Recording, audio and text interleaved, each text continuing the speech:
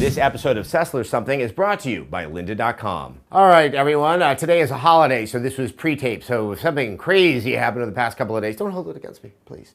So last week, man, a lot of embargoes lifted on a lot of different content, but included two multiplayer games, one of which a lot of people have had the chance to play. It was Titanfall and Evolve. Both games really resonated with me, even though the playstyles are quite different between the two of them. I'm not much of a multiplayer guy, and it's a mixture of not being able to play enough multiplayer games frequently enough to get good at them, and just kind of not being that thrilled in sort of the multiplayer experiences of the last generation. You know, there were quite a few exceptions out there, notably Left 4 Dead and actually Last of Us. So I think there's two things at play. One, so many of the multiplayer games of the last generation, obviously the two most prominent, Battlefield and Call of Duty, were sort of in realistic wartime situations. And I think that doesn't fulfill a fantasy need for me. You know, I've never really laid in bed and said, God, I wish I was in a war right now. That would make things a lot more exciting. I know I'm being glib when I'm saying that, but I really do look at games as kind of providing that ability to experience and experiment in something that I wouldn't normally get to do. And maybe over time, as impressed as I was with the original Modern Warfare, that didn't feel like an ever-pressing need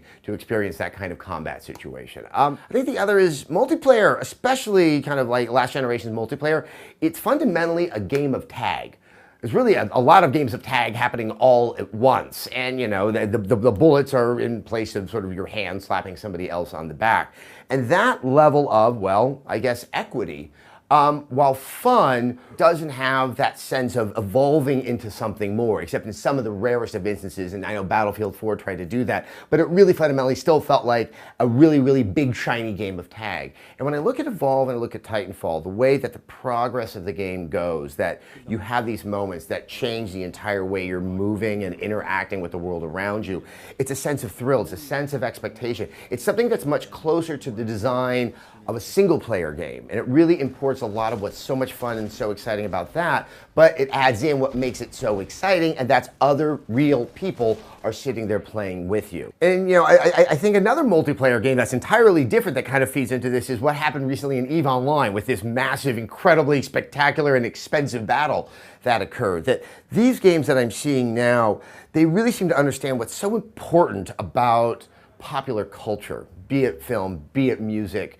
be it, you know, video games, that it's this way of this collective shared experience. It's something that unites a very sort of diverse and fractured population. You know, everyone coming running into this office, you know, on Monday morning asking if they had seen that episode of True Detective the other day. The sense of event, the sense of excitement that happens in the game, it moves so much closer to that than just kind of lauding individual achievement. I know I probably sound like a socialist to some of you by saying that, but I think it's really important, and it's kind of more the humanizing aspect of the multiplayer game as we're shooting each other in the face.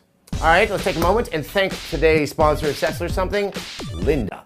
They're an online learning company with more than 77,000 video tutorials that teach software, creative, and business skills.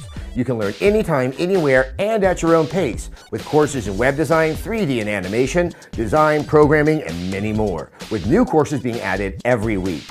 Membership starts at $25 per month, but you can try lynda.com free for 7 days and support this show by signing up at lynda.com/something. So the other thing I noticed while I was sort of reading around in, I guess, the trades and, you know, those various websites that speak on the business end of the video game industry, that there are some reports, most notably coming from Wedbush Morgan, the home of Michael Pachter, that really shows a very positive outlook for where the game industry is going, an expectation that we could be looking at 100,000 consoles sold in this generation, which would be a huge improvement over what happened last time. Obviously, we're looking at numbers. You know, Sony, I think, has already crossed around 5 million on the PS4. Microsoft is at 3.4. I mean, there's a momentum that's happening with both. Obviously, Sony's doing better. Don't yell at me, fanboys. But what this kind of makes me chuckle is I could have sworn a year ago it was gloom and doom. It was all over.